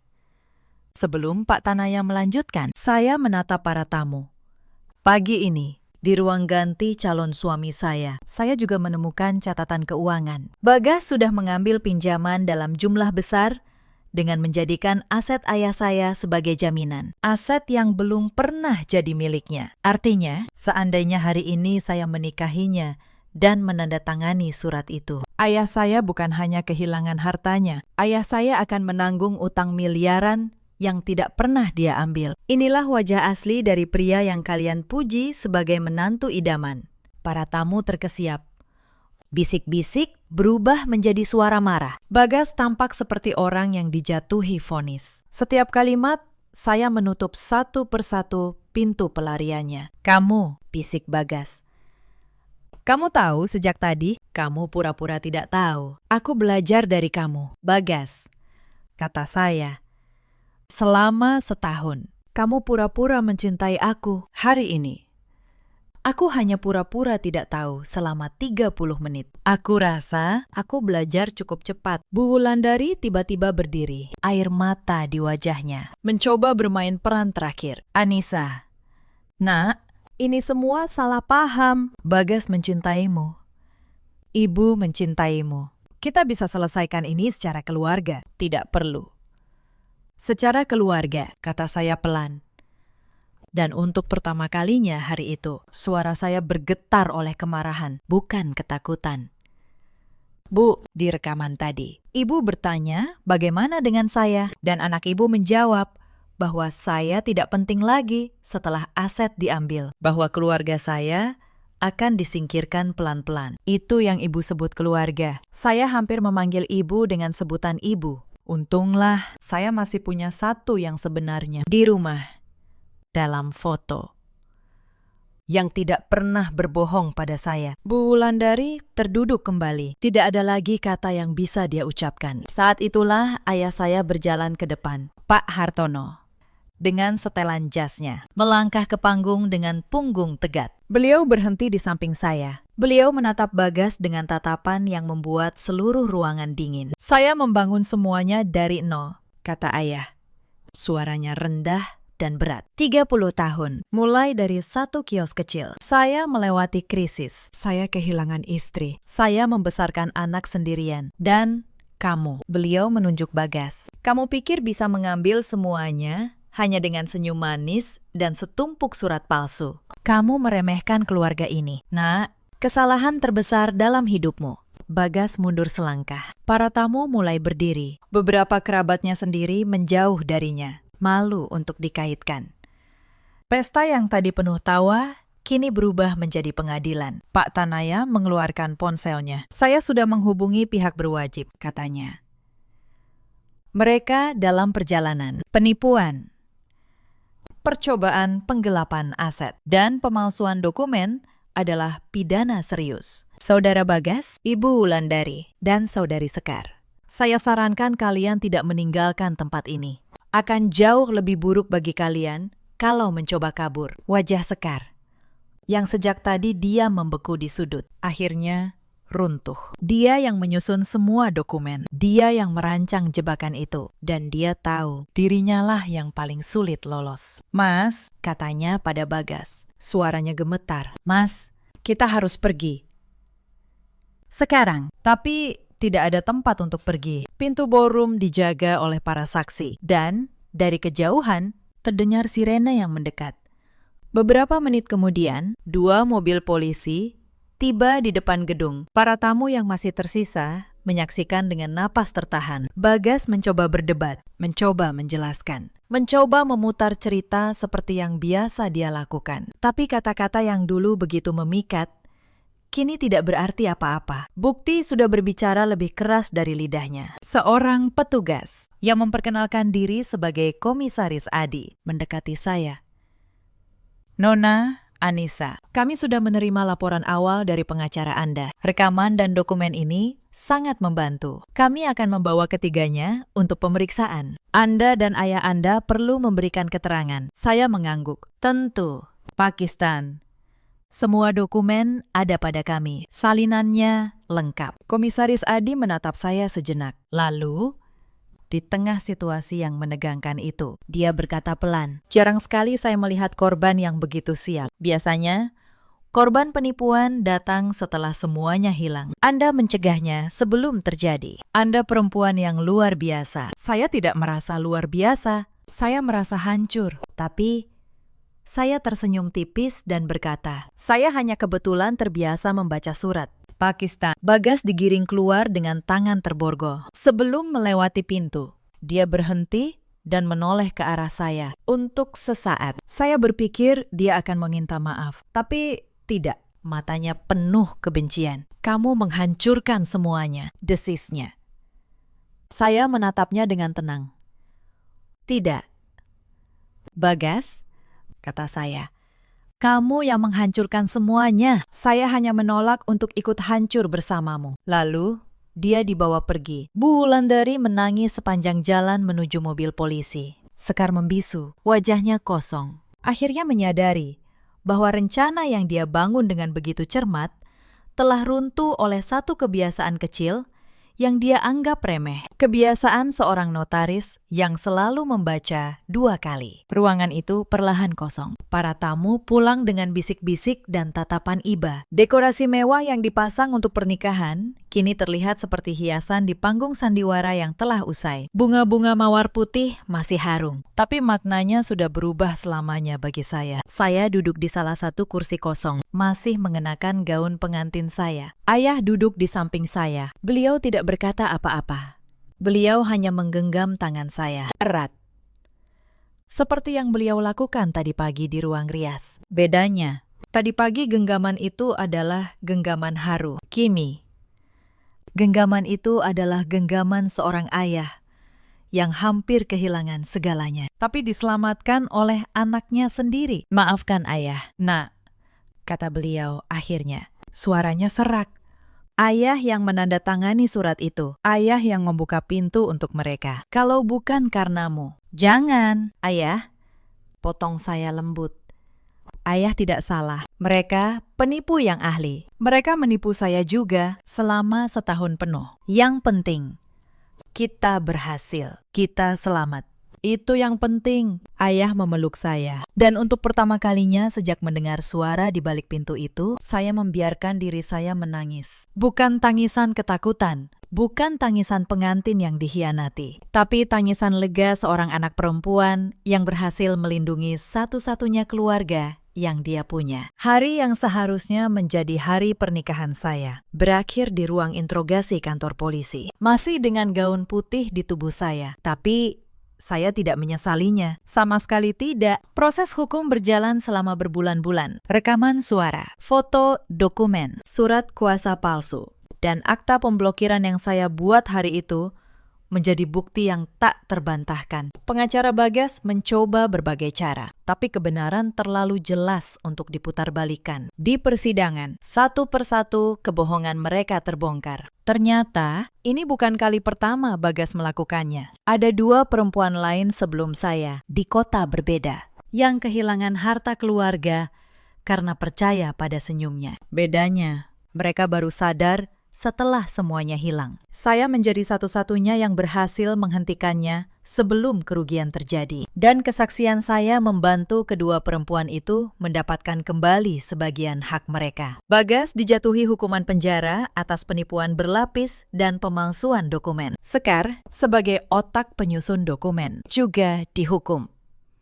Bu Wulandari mendapat hukuman yang lebih ringan karena perannya yang lebih pasif. Tapi nama keluarga itu hancur sepenuhnya. Harta yang mereka incar tidak pernah berpindah 1 rupiah pun. Aset ayah saya tetap utuh, terlindungi oleh selembar akta yang saya buat dalam 30 menit paling menentukan dalam hidup saya. Setelah semuanya selesai, hidup saya berubah, bukan menjadi lebih buruk, tapi menjadi lebih jujur. Saya kembali bekerja di kantor notaris saya, tapi kini saya memandang pekerjaan saya dengan cara yang berbeda. Setiap surat yang saya periksa, setiap tanda tangan yang saya saksikan, saya ingat bahwa di balik dokumen yang tampak biasa, bisa tersembunyi rencana yang menghancurkan hidup orang. Saya mulai memberikan kelas gratis kepada perempuan-perempuan di lingkungan saya. Kelas sederhana tentang cara membaca dokumen, cara mengenali jebakan hukum, cara melindungi diri dan keluarga dari penipuan berbungkus cinta. Banyak yang datang. Banyak yang bercerita bahwa mereka pernah hampir menandatangani sesuatu yang tidak mereka pahami hanya karena percaya pada seseorang. Saya mengerti perasaan itu. Saya pernah hampir menjadi mereka. Ayah saya semakin sehat, beliau bilang. Pengalaman itu membuatnya lebih menghargai hidup. Setiap akhir pekan, kami masih duduk di teras minum kopi. Bedanya, kini tidak ada lagi tamu yang pura-pura ramah. Hanya kami berdua, ayah dan anak, menikmati ketenangan yang hampir hilang. Saya tidak buru-buru mencari cinta lagi. Saya tidak menutup hati saya. Tapi saya belajar bahwa cinta sejati tidak pernah meminta saya berhenti membaca, berhenti berpikir, atau berhenti melindungi orang yang saya sayangi. Cinta yang menyuruh saya menutup mata bukanlah cinta. Itu adalah jebakan yang memakai topeng paling indah. Kadang, di malam yang sepi, saya memikirkan Bagas. Bukan dengan kerinduan, tapi dengan satu pelajaran. Bahwa orang yang paling berbahaya bukanlah orang asing yang jelas-jelas jahat, tapi orang yang tersenyum manis, yang dipercaya semua orang, yang masuk perlahan ke dalam hidup kita melalui pintu yang kita buka sendiri dengan rasa percaya. Saya juga sering teringat pada satu momen kecil, saat saya berdiri di koridor temaram itu, dengan ponsel di tangan dan air mata di pipi. Ada sebuah suara di dalam diri saya yang menyuruh saya lari, bersembunyi, menangis. Tapi ada suara lain, suara yang lebih tenang, yang menyuruh saya berpikir. Hari itu saya belajar bahwa keberanian bukan berarti tidak takut. Keberanian adalah tetap berpikir jernih, justru di saat kita paling ketakutan. Saya takut setengah mati hari itu, tapi saya menolak membiarkan ketakutan itu mengambil keputusan untuk saya. Cerita ini mengajarkan satu hal yang sangat penting. Jangan pernah menandatangani apapun yang tidak kalian baca dan pahami sepenuhnya, sekalipun yang menyodorkannya adalah orang yang paling kalian cintai. Dan jangan pernah membiarkan rasa bahagia membuat kalian berhenti waspada, karena justru di saat kita paling berbahagia. Kita paling mudah ditipu. Ada banyak perempuan di luar sana yang seperti saya dulu, yang dibutakan oleh perhatian dan janji manis, yang merasa beruntung mendapatkan pria sempurna, tanpa pernah bertanya, kenapa kesempurnaan itu tidak pernah retak sedikit pun. Untuk kalian, saya ingin berkata, mendengarkan naluri kalian bukan tanda paranoid. Itu adalah tanda bahwa kalian menghargai diri sendiri. Ada juga banyak pria di luar sana seperti Bagas, yang menjadikan cinta sebagai alat dan pernikahan sebagai jebakan. Mereka pandai bicara, pandai memikat, pandai membuat keluarga kalian jatuh hati. Tapi ingatlah, orang yang benar-benar mencintai kalian tidak akan pernah meminta kalian menyerahkan masa depan keluarga kalian sebagai syarat. Dan ada pula para keluarga di luar sana yang demi harta rela mengorbankan hati nurani, yang menjadikan ikatan keluarga sebagai kedok untuk merampas. Kepada mereka, waktu selalu punya cara untuk membuktikan bahwa tidak ada kebohongan yang bisa bersembunyi selamanya. Cepat atau lambat, kebenaran selalu menemukan jalannya keluar. Hari itu,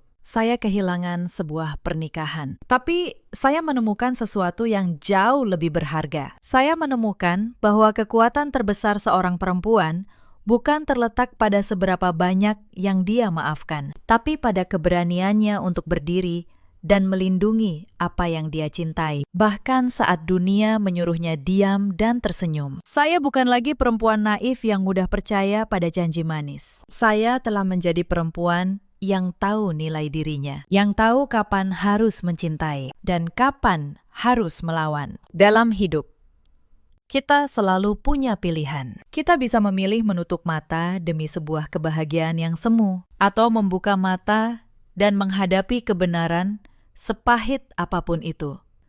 Saya memilih membuka mata, dan saya tidak pernah menyesalinya. Bagaimana dengan kalian? Apa yang akan kalian lakukan jika berada di posisi saya? 30 menit sebelum akad. Ceritakan kisah kalian di kolom komentar. Terima kasih sudah menemani sampai akhir.